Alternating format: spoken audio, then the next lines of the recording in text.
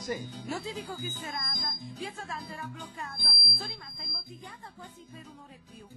Ma comunque com'è andata la bambina, l'hai cambiata? Oh. Gliel'hai data la poppata e rispondimi su su. Amore, sei tornato. Ti aspettavo a braccia aperte, vieni sotto le coperte. Sì, però chiudi forte, che se parla voce forte io non mi controllo più.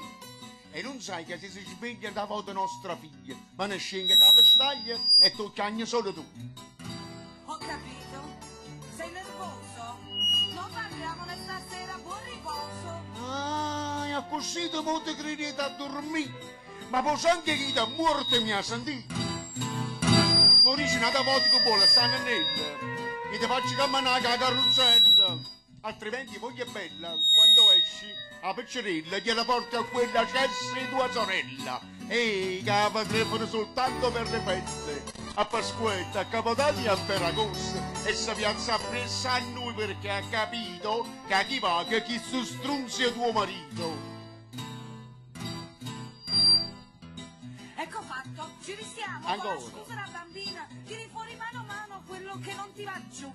Ma se non puoi fare il padre, si dividono le strade. Me ne torno da mia madre e non ne parliamo più. Che io non voglio fare il padre. Ma hai capito che stasera mi sono esaurito?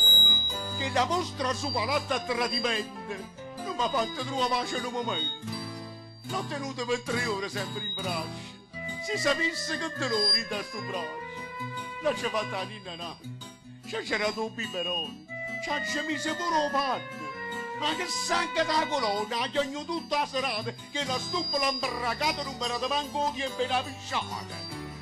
Mentre tu eri andato a fare una passeggiata, avevo fatto la zampogna buffata.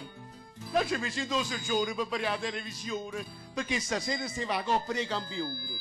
Tanto che il telecronista, sì, Giampiero Galeazzo, per il microfono marito, Savaglione ha rotto cazzo! E fare una serenga di promura, mentre c'ha zizza a mocca a sta creatura. Io ci ho risposto, caro Galeazzo, io sono copata, che la mocca? Grazie.